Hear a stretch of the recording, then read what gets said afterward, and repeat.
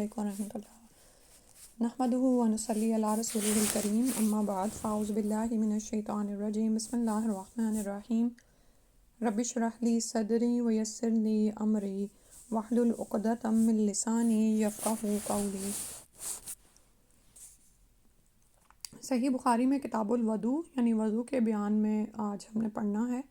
اور اس میں حدیث نمبر جو ہے 179 ہے۔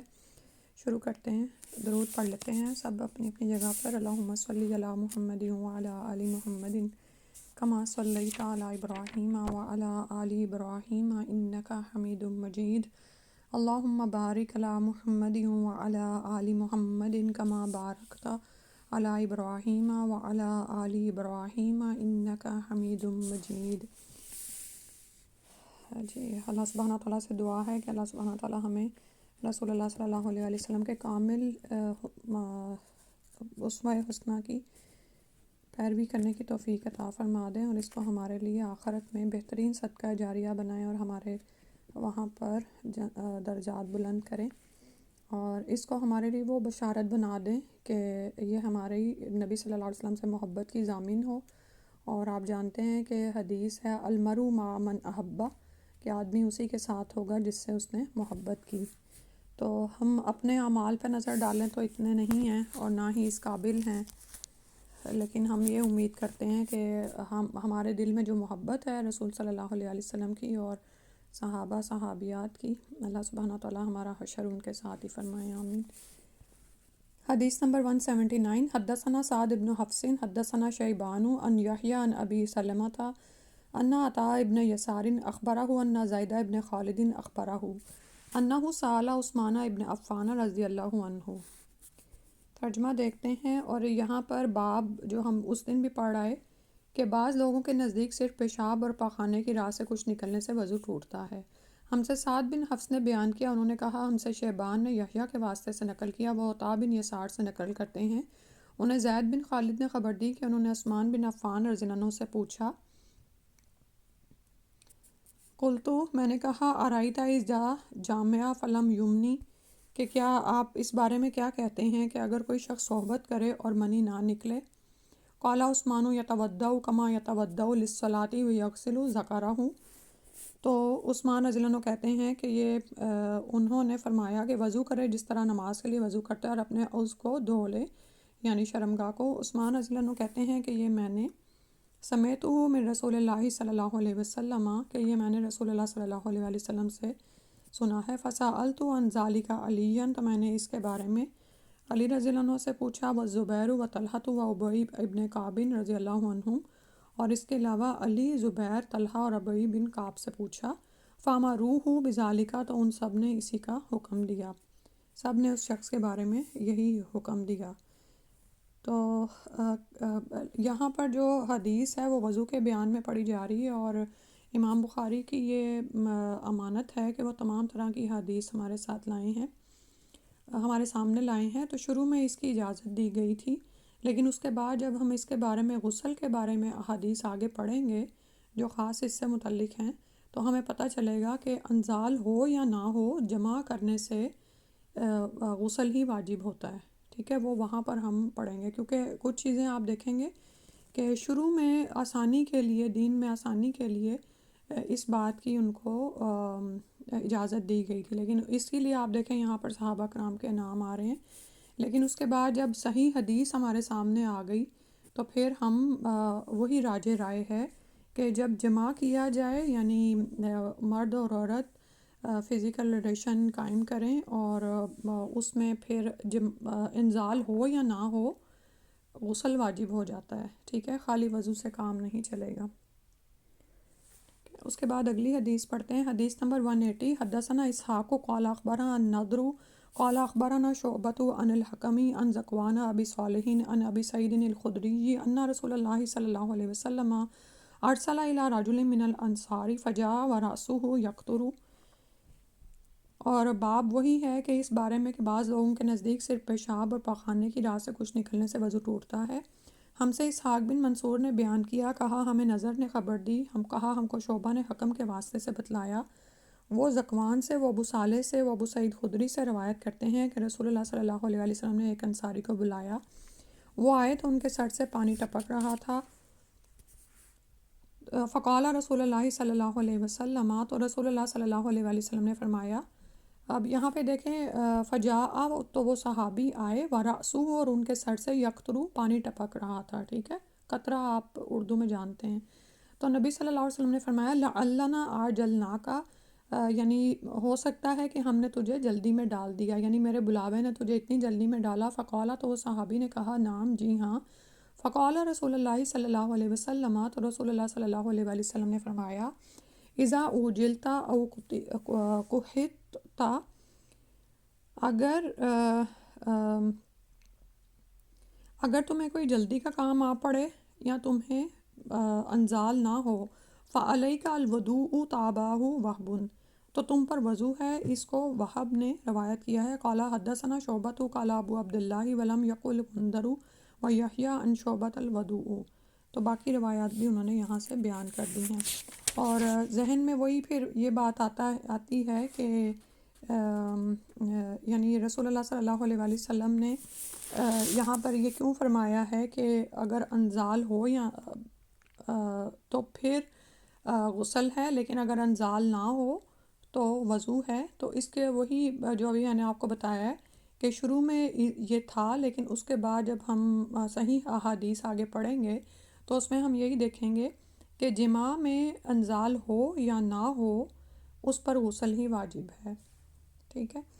اور یہاں پر صحابی کی جلدی نظر آ رہی ہے، وہ کس معاملے میں کہ رسول اللہ صلی اللہ علیہ وسلم نے بلایا، انا رسول اللہ صلی اللہ علیہ وسلم ارسل الی رجل من الانصار فجاء ورأسه یقطر، ٹھیک ہے، تو شاید وہ جماع میں تھے اور اس کے بعد پھر وہ جلدی سے انہوں نے غسل کیا اور نبی صلی اللہ علیہ وسلم کی خدمت میں حاضر ہوئے، تو یہاں سے ہمیں یہ بات جو عمل کا پوائنٹ ہے وہ یہ ہے کہ رسول صلی اللہ علیہ وسلم کی پکار پر لبیک کہنے کا طرز عمل صحابہ میں کیسا تھا، تو ان کی پیروی میں ہمیں کیا کرنا چاہیے، یعنی جب نبی صلی اللہ علیہ وسلم کا حکم آ جائے تو پھر ہم یہ نہیں کہیں گے کہ ہمارے فلاں یہ کرتے تھے یا ہم بچپن سے ہی کرتے ہیں یا وہ کرتے ہیں، کیونکہ اب نبی صلی اللہ علیہ وسلم ہمارے درمیان موجود نہیں ہیں، لیکن ان کا اتباع یا ان کی اطاعت کرنا کیا ہے کہ جو احکامات ہم تک پہنچیں گے ہم اس کے مطابق عمل کریں۔ پھر اس کے بعد اگلی حدیث ہے، حدیث نمبر 181، حدثنی محمد ابن سلام قال اخبرنا یزید ابن ہارون عن یحییٰ عن موسیٰ ابن عقبۃ عن قریب مولا ابن عباس عن اسامۃ ابن زید ان رسول اللہ صلی اللہ علیہ وسلم لما فاض من عرفۃ عدل الی الشعب فقضى حاجتہ، اور اس میں جو باب ہے وہ یہ ہے کہ اس شخص کے بارے میں جو اپنے ساتھی کو وضو کرائے، ٹھیک ہے، اب آپ یہ دیکھیں کہ جب آپ بخاری پڑھیں گے تو بہت ساری چیزوں میں آپ کا شرح صدر ہوتا چلا جائے گا، یعنی ہم سب جانتے ہیں کہ نماز کے معاملے میں کسی سے مدد لینا جو ہے عام ایک جو تصور پایا جاتا ہے کہ نماز کا جائے نماز بچھانا ہے، نماز کے لیے وضو کرنا ہے، پانی لینا ہے، یا جو بھی کام ہے اس میں ہم یہ سمجھتے ہیں کہ شاید کسی کی مدد لینا مکروہ ہے، لیکن یہاں پر آ رہا ہے کہ اس شخص کے بارے میں جو اپنے ساتھی کو وضو کرائے۔ ہم سے محمد بن سلام نے بیان کیا، کہا ہم کو یزید بن ہارون نے یحییٰ سے وہ خبر دی، وہ موسیٰ بن عقبہ سے، وہ قریب ابن عباس کے آزاد کردہ غلام، قریب جو ان سے ہیں وہ ابن عباس کے آزاد کردہ غلام ہیں، وہ ان سے نقل کرتے ہیں، اور اسامہ بن زید سے نقل کرتے ہیں کہ جب رسول اللہ صلی اللہ علیہ وآلہ وسلم عرفہ سے لوٹے تو گھاٹی کی جانب مڑ گئے اور رفع حاجت کی، ٹھیک ہے، لما فاض من عرفہ تھا، جب عرفہ سے لوٹے عدل الی الشعب فقضى حاجتہ، تو گھاٹی کی جانب مڑے یعنی رفع حاجت کے لیے اور وہاں پر رفع حاجت کی، قال اسامۃ ابن زید فجعلت اصب علیہ ویتوضا، اسامہ کہتے ہیں کہ پھر آپ صلی اللہ علیہ وسلم نے وضو کیا اور میں آپ کے اعضاء پر پانی ڈالنے لگا، فقلت، تو میں نے کہا یا رسول اللہ صلی اللہ علیہ وآلہ وسلم اتصلی، کہ کیا اب آپ نماز پڑھیں گے، یعنی جو آپ نے وضو کر لیے، فقالا، تو رسول اللہ صلی اللہ علیہ وآلہ وسلم نے فرمایا المصلی امامک، کہ نماز کا مقام تمہارے سامنے یعنی مزدلفہ میں ہے، ٹھیک ہے، تو یہ یہاں سے وہ بھی پتہ چل رہا ہے کہ عرفات میں پھر وہ نماز نہیں پڑھی گئی،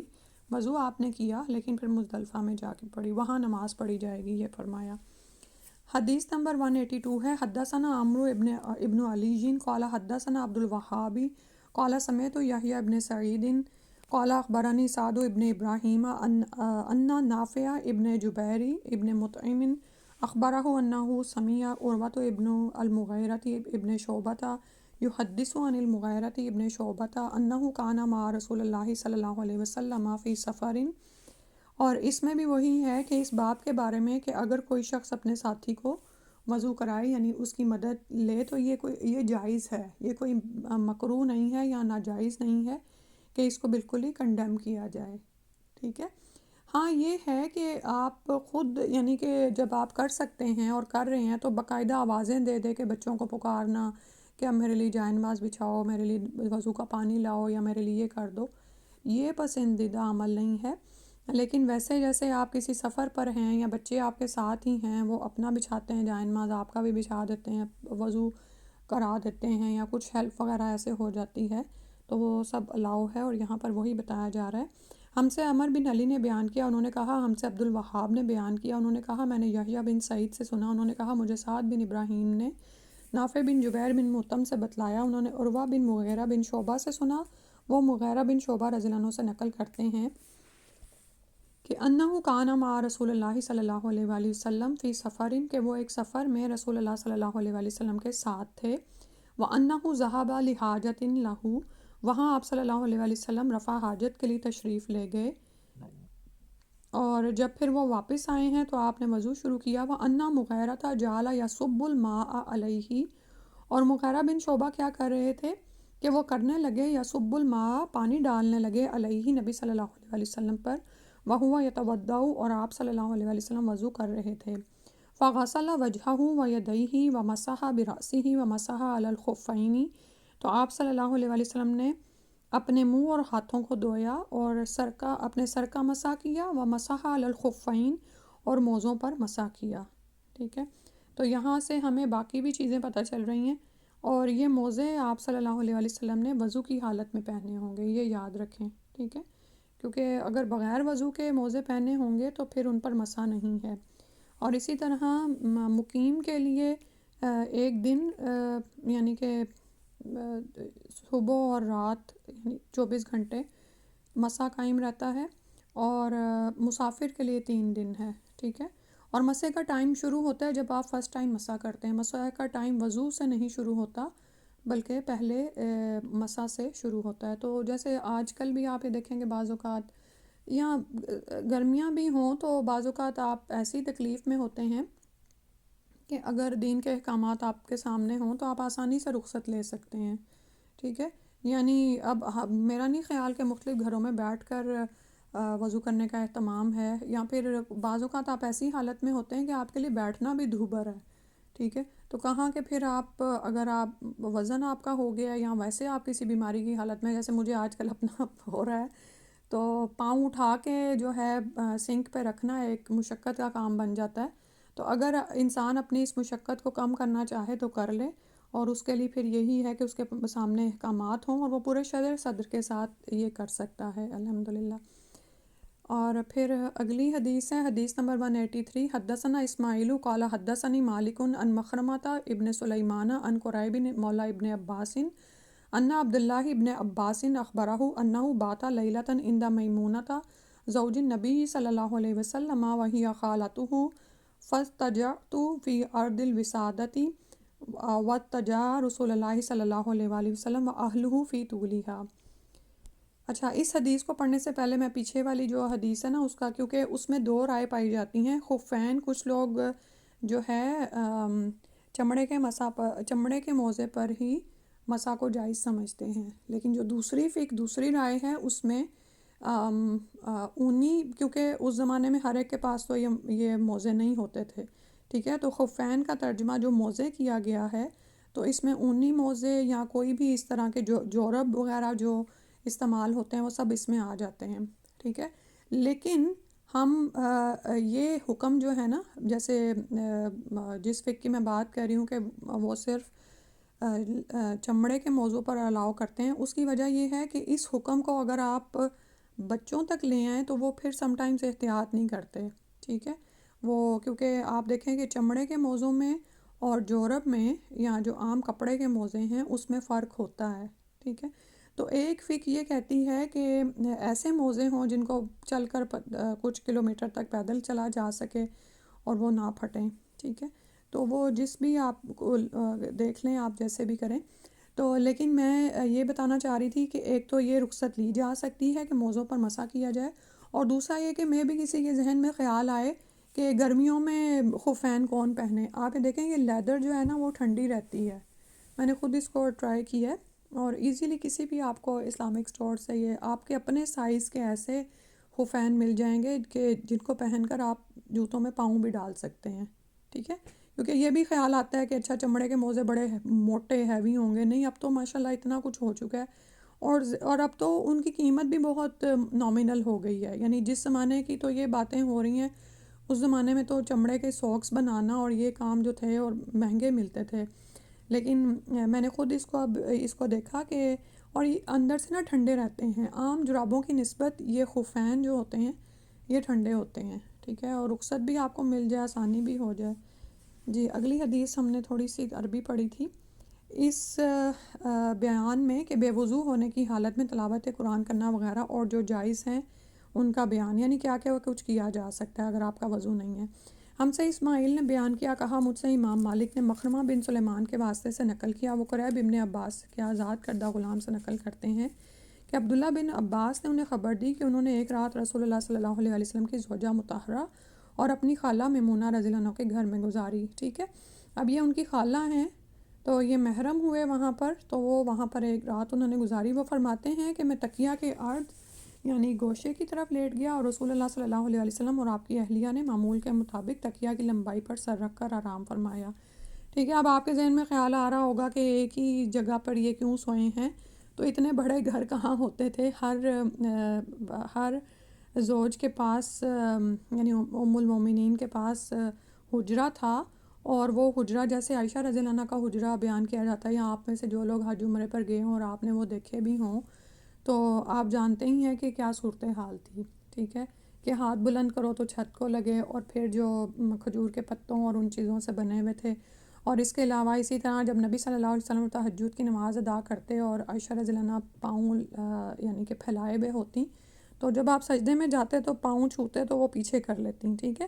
یعنی آپ اندازہ کر سکتے ہیں کہ حجرہ کتنا بڑا تھا. تو وہ بتا رہے ہیں کہ وہ عرض کی جانب میں لیٹ گئے، یعنی کہ جیسے ہوتا ہے نا پائنتی پہ ڈال دیا جائے بچے کو، اور آپ صلی اللہ علیہ وسلم اور آپ کی زوجہ محترمہ جیسے معمول کے مطابق سوئے ہوئے تھے. فنام رسول اللہ صلی اللہ علیہ وسلم، پھر نبی صلی اللہ علیہ وسلم سو گئے. حتیٰ اذن تصف اللیل او قبلہ بقلیل او بعدہ بقلیل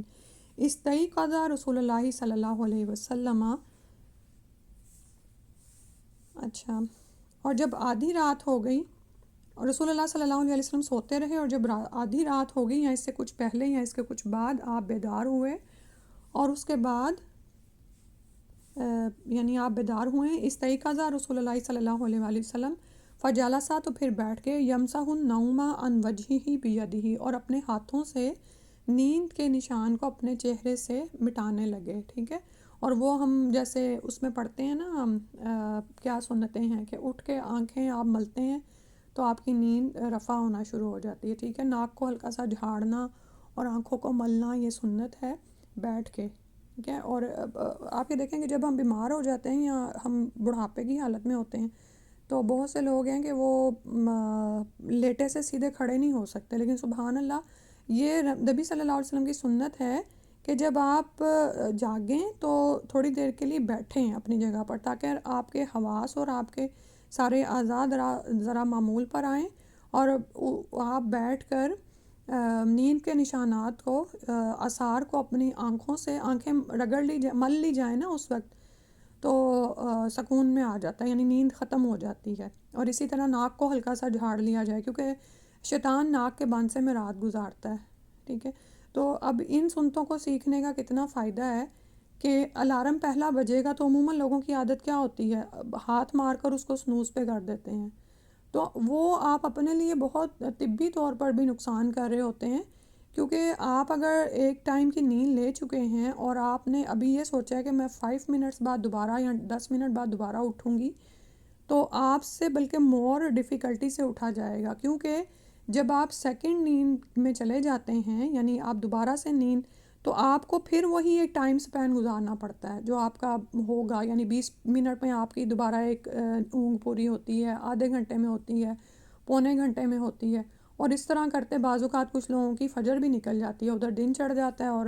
فجر نکل جاتی ہے۔ تو رسول اللہ صلی اللہ علیہ وسلم کی سنت ہمیں کیا ملتی ہے کہ آپ جب اٹھتے تھے تو بیٹھ جاتے تھے اور پھر نیند کے آثار کو ختم کرنا شروع کر دیں۔ لیکن ہمارے یہ جو آج کل یہ ٹھیک ہے سہولتیں تو ہیں ان کی، موبائلز وغیرہ کی اور الارمز کی، لیکن آپ دیکھیں کہ ان الارمز کے چکر میں نا ہمیں یہ ہوتا ہے کہ اچھا یہ ہمیں جگا ہی دے گا، اور ہم اس کو سنوز پہ کر کے پھر تو وہ انشاءاللہ اس عادت کو بھی ختم کرنے کی کوشش کریں، اور وہ ہمارے لیے ہی بہت انشاءاللہ سود مند ہوگا۔ تو رسول اللہ صلی اللہ علیہ وسلم اس کو ختم کر رہے تھے نیند کے آثار کو اپنے چہرے سے، اپنے ہاتھوں کے ذریعے سے۔ ثم قرأ العشر الآیات الخواتم من سورۃ آل عمران، یہ نبی صلی اللہ علیہ وسلم کی سنت سامنے آ رہی ہے۔ پھر آپ صلی اللہ علیہ وسلم نے پڑھی آخری 10 آیات سورہ آل عمران سے۔ ثم قام الی شن معلقۃ، اور اس کے بعد آپ ایک وہ جو مشک لٹکی ہوئی تھی اس کی طرف بڑھے۔ ایک مشکیزہ وہ کہتے ہیں، وہ لیدر کا جو ہوتا ہے، چمڑے کا بنا ہوا، اور وہ لٹکا دیا جاتا تھا چھت میں، ٹھیک ہے۔ اور چھتیں میں نے آپ کو بتایا اتنی اونچی اونچی نہیں تھی کہ وہاں تک پہنچنے کے لیے آپ پانی حاصل کریں۔ معلقۃ، معلق تھی، لٹکی ہوئی تھی۔ فتودع منہا فاحسن وضوءہ، تو آپ صلی اللہ علیہ وسلم نے اس سے وضو کیا، یعنی اس مشک یا مشکیزے کے پانی سے، اور اچھی طرح سے وضو کیا۔ ثم قام یصلی، پھر آپ کھڑے ہوئے اور نماز پڑھی۔ قال ابن عباس، تو ابن عباس نے فرمایا فقمت فصنعت مثل ما صنع، تو میں کھڑا ہو گیا اور پھر میں نے اسی طرح سے کیا جس طرح آپ صلی اللہ علیہ وسلم نے کیا تھا، یعنی آپ کی پیروی کی۔ ثم ذهبت، پھر میں گیا، فقمت الی جنبہ فوضع یدہ الیمنی علی رأسی واخذ باذنی الیمنی یفتلھا، اور یہ آپ صلی اللہ علیہ وسلم کے جا کر پہلو مبارک میں کھڑے ہو گئے، پھر جا کر میں آپ کے پہلو مبارک میں کھڑا ہو گیا۔ آپ نے اپنا دایاں ہاتھ میرے سر پر رکھا اور میرا دایاں کان پکڑ کر اسے مروڑنے لگے، یعنی ایک ہوتا ہے نا کہ بچہ اٹھ کے آئے تو اس کے ساتھ ایک محبت کا انداز ہے، اس کو جیسے مانوس کرنا ہے۔ اس میں بھی آپ یہ دیکھیں ہمارے لیے بڑی سیکھنے کی بات ہے کہ عموماً کچھ لوگوں کے نا طبیعت میں سختی ہوتی ہے، وہ بچے کو جگائیں گے تو سختی سے جگائیں گے تو یعنی کہ وہ نہیں اٹھے گا تو پھر ٹون ہی چینج ہو جاتی ہے، ڈانٹیں گے اس کو یا لگا بھی دیں گے، اور پھر وہ بیچارہ جو اگر مارے باندھے وضو کر کے ساتھ میں آگے کھڑا ہو ہی گیا ہے تو پھر ہم کچھ نہ کچھ اس کو بول رہے ہوتے ہیں، دوپٹہ نہیں، اگر لڑکی ہے تو دوپٹہ ٹھیک سے نہیں لیا، یا یہ تم نے ابھی وضو اس طرح کیا، یا جو بھی اس طرح۔ تو لیکن نبی صلی اللہ علیہ وسلم جب وہ آئے ہیں آپ کے پاس تو آپ ان کو جیسے خود سے مانوس کر رہے ہیں نا، ان کے سر پر ہاتھ رکھا ہے اور ان کے کان کو تھوڑا مروڑا ہے۔ فصلی رکعتین، پھر 2 رکعت نماز پڑھی۔ ثم رکعتین، پھر 2 رکعت نماز پڑھی۔ ثم رکعتین، پھر 2 رکعت نماز پڑھی۔ ثم رکعتین، پھر 2 رکعت نماز پڑھی۔ ثم رکعتین، پھر 2 رکعت نماز پڑھی۔ ثم رکعتین، پھر 2 رکعت نماز پڑھی۔ ثم اوتر، پھر وتر ادا کی ہے، ٹھیک ہے۔ وتر ہوتا ہے طاق جو تعداد، پہلے 2 رکعتیں پڑھی ہیں اور پھر آپ نے وتر پڑھا، اور یہاں سے ہمیں پتہ چل رہا ہے کہ نبی صلی اللہ علیہ وآلہ وسلم 2 رکعت کر کے نماز پڑھتے تھے، ٹھیک ہے۔ یہ بھی مسنون ہے ہمارے ہاں، یہ جو روایت ہے نا سنتوں کی بھی ظہر کی، وہ بھی آپ اگر صحیح احادیث کو چیک کریں تو آپ کو پتہ چلے گا کہ ظہر کی سنتیں بھی 2 کر کے، یعنی آپ کی نماز جو تھی وہ سنتیں بھی 2 کر کے ہوتی تھیں۔ فرائض کا تو آپ کو پتہ ہی ہے کہ ظہر کے اور عشاء کے 4 ہیں، اور یہاں پر جیسے عربی میں جو آتے ہیں واحد، تثنیہ اور جمع ہوتا ہے، ٹھیک ہے۔ تو یہ تثنیہ کے لیے آ رہا ہے، تا پہ زبر ہے اور نون کے نیچے زیر ہے، یہ اس کا مطلب تثنیہ ہے۔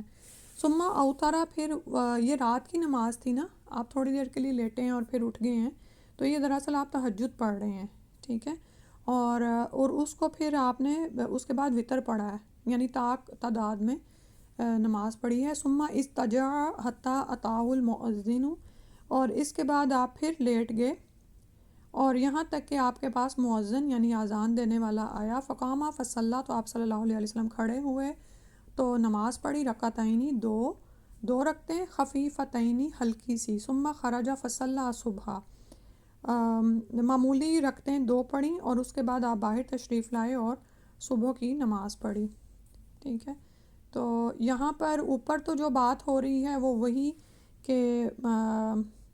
آپ صلی اللہ علیہ وآلہ وسلم جب اٹھے ہیں تو اب اس کو چیک کریں کہ یہ حدیث جو ہے وہ آئی کیوں ہے کتاب الوضو کے باب میں، کیونکہ اس کا جو میں نے ابھی آپ کو بتایا نا کہ جو اس کا باب ہے وہ یہ تھا کہ کیا ایسا ہو سکتا ہے کہ وضو کے بغیر آپ کیا کچھ پڑھ سکتے ہیں قرآن میں سے، صحیح ہے، اور ذکر وغیرہ، یہ یعنی اگر آپ سو کے اٹھے ہیں تو آپ سارا ذکر وغیرہ کر سکتے ہیں. اور رسول اللہ صلی اللہ علیہ وآلہ وسلم نے یعنی جو یاد ہیں آپ کو آل عمران کی سورہ آل عمران کی آخری 10 آیات بھی پڑھی ہیں. پھر آپ کھڑے ہو کر معلق مشکیزے کے پاس آئے ہیں. ٹھیک ہے.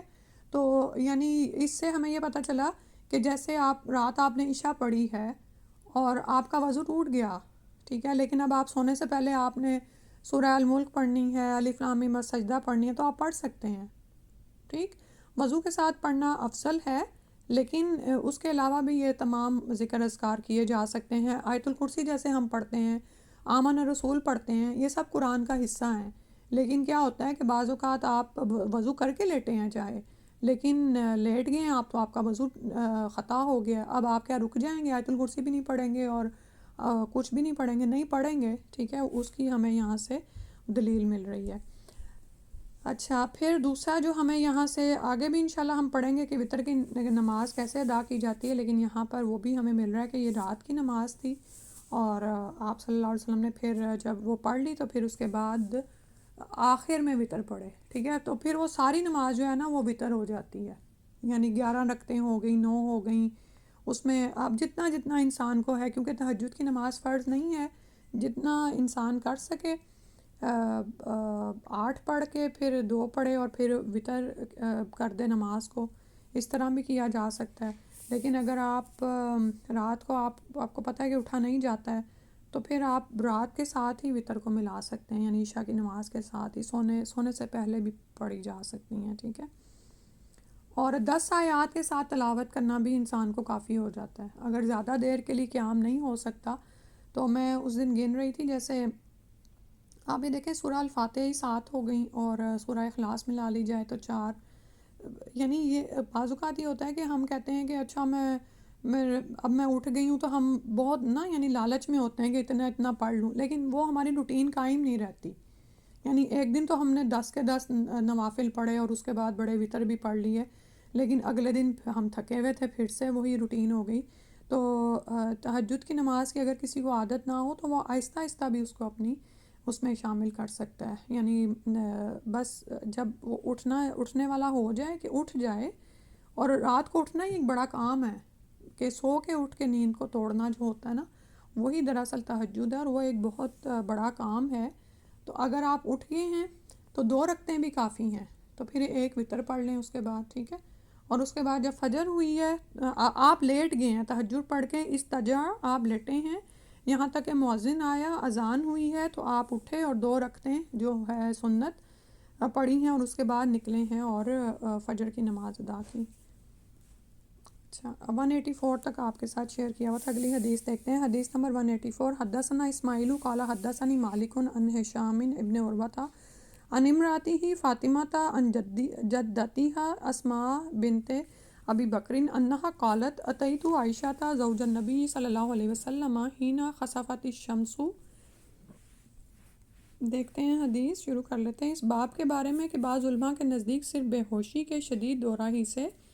وضو ٹوٹتا ہے. ہم سے اسماعیل نے بیان کیا، کہا مجھ سے مالک نے ہشام بن عروہ کے واسطے سے نقل کیا، وہ اپنی بیوی فاطمہ سے، وہ اپنی دادی اسماء بنت ابی بکر سے روایت کرتی ہیں. وہ کہتی ہیں کہ میں رسول اللہ صلی اللہ علیہ وسلم کی زوجہ محترمہ عائشہ رضی اللہ عنہ کے پاس ایسے وقت آئی جبکہ سورج کو گہن لگ رہا تھا. ٹھیک ہے. ہینا خسفت الشمس، جب سورج کو گہن لگ رہا تھا، فائزا ناسو، تو جبھی لوگ قیام یصلون نماز ادا کر رہے تھے، وَإِذَا هِيَ قَائِمَةٌ تُصَلِّي، تو جبھی وہ بھی کھڑی ہو گئی نماز پڑھنے. فَقُلْتُ، تو میں نے کہا، مَا لِلنَّاسِ، کیا ہے لوگوں کو،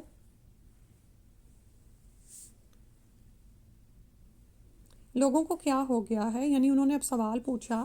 کہ یہ سورج کو گرہن لگا ہے اور لوگ اس وقت نماز ادا کر رہے ہیں۔ فاشارت بیدہا نحو السماء، تو عائشہ رضی اللہ عنہا نے اشارہ کیا آسمان کی طرف اپنے ہاتھ سے، وقالت سبحان اللہ،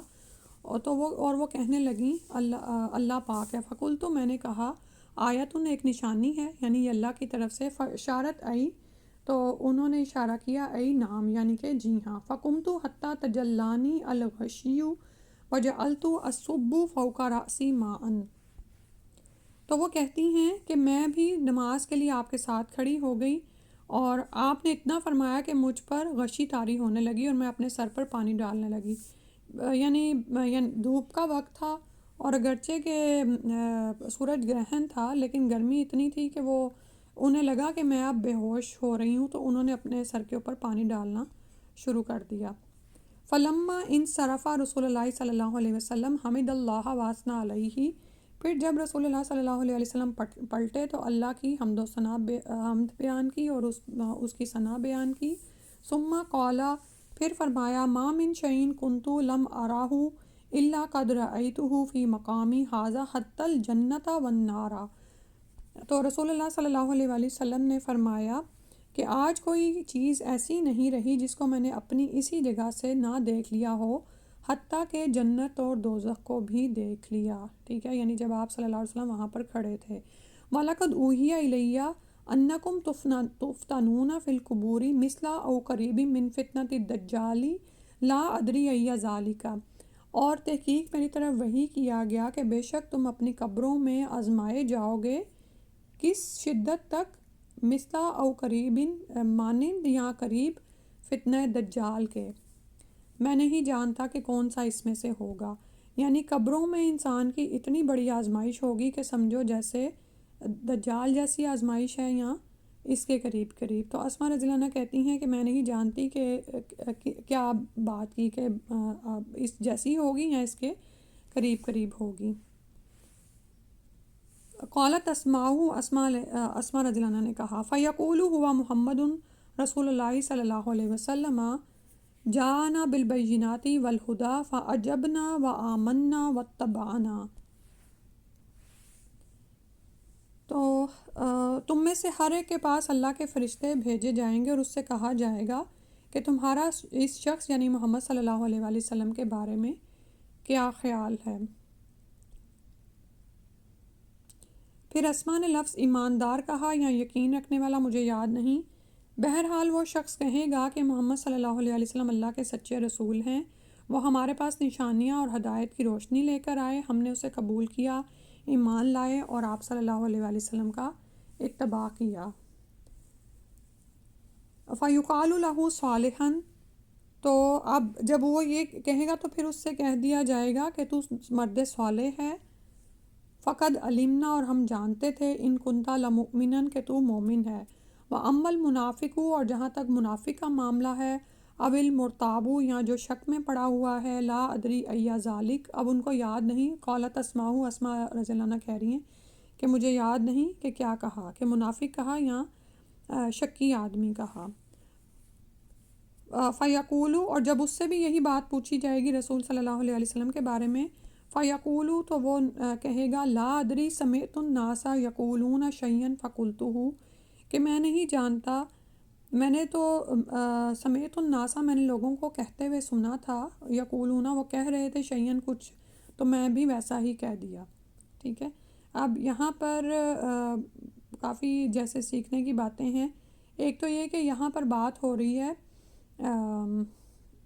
نماز کی، جو کہ یعنی کہ سورج کو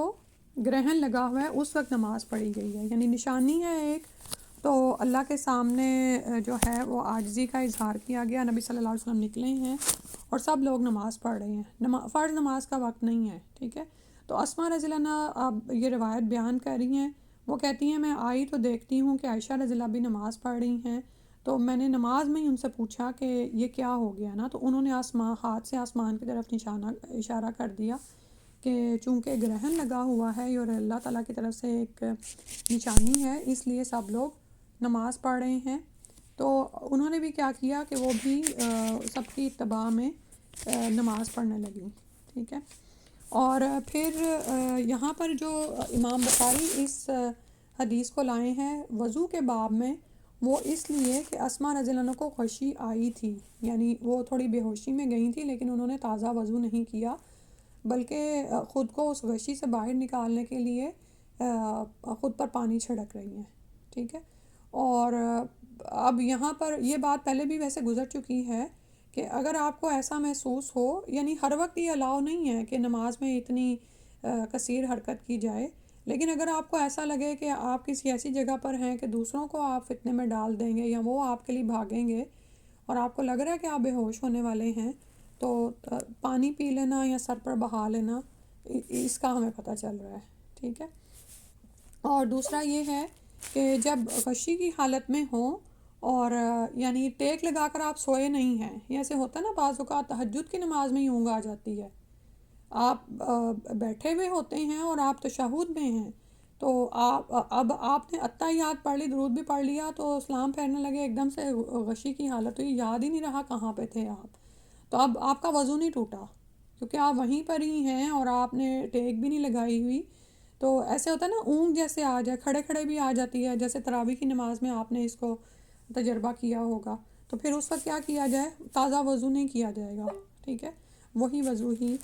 کافی ہوگا۔ اور دوسرا جو سا ہے وہ یہاں سے ہمیں کیا پتہ چل رہا ہے کہ رسول اللہ صلی اللہ علیہ وآلہ وسلم نے جب یہ نشانی دیکھی تو نماز پڑھی، اللہ کی طرف رجوع کیا، ٹھیک ہے۔ تو اس سے ہمیں یہ پتہ چلتا ہے کہ جب بھی ہم سورج گرہن ہو یا چاند گرہن ہو،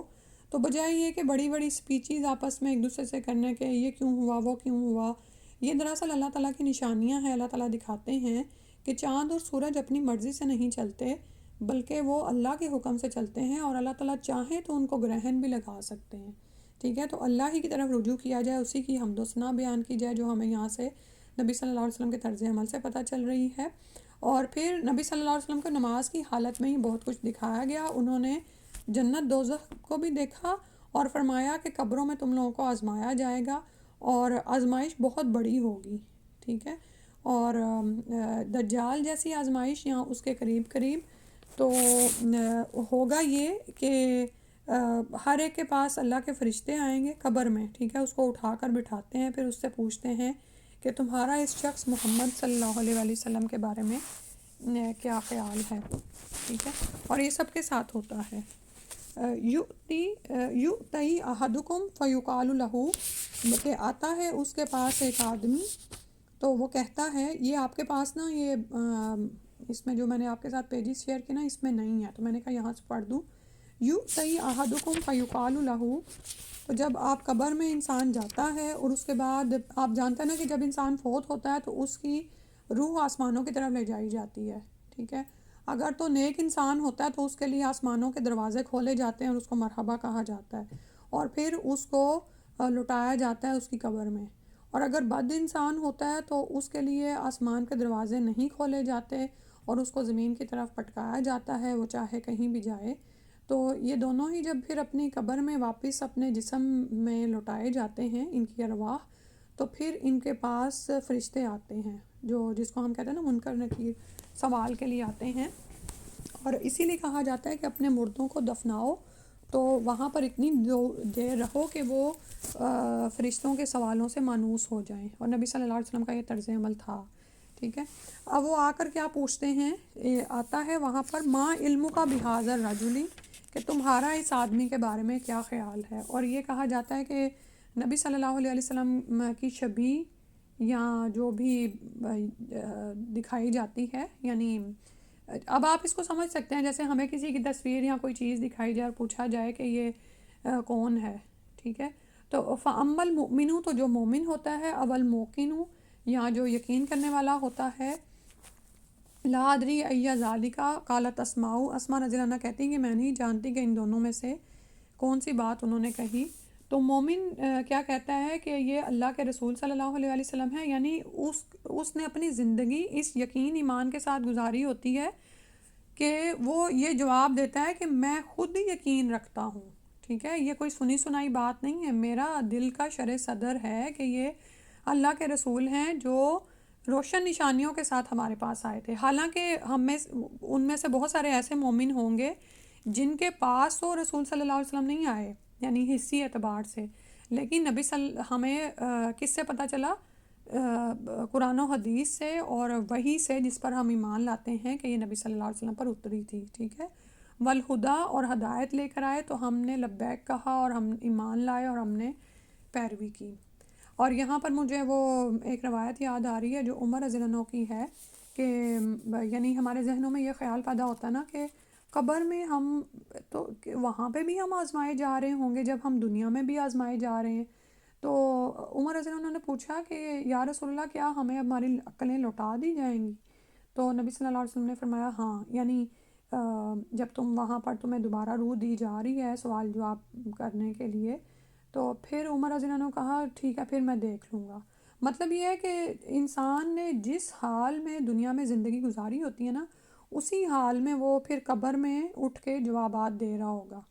تو مومن نے جب اس دنیا میں شرح صدر کے ساتھ